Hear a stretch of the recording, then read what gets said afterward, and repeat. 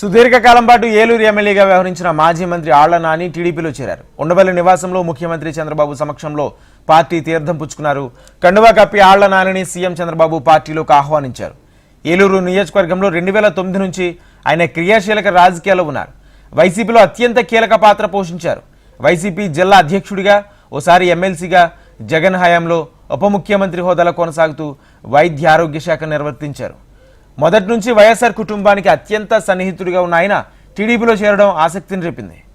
వాస్తవానికి ఏలూరు నియోజకవర్గంలో వైసీపీ ఇప్పటికే ఖాళీ అయింది. ఒకప్పుడు నానికి అత్యంత సన్నిహితులుగా ఉన్న వారంతా వైసీపీకి రాజీనామా చేసి టీడీపీలో చేరారు.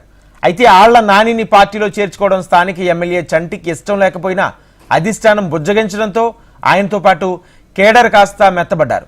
అధిష్టానం ఆదేశాలను అమలు చేయక తప్పలేదు.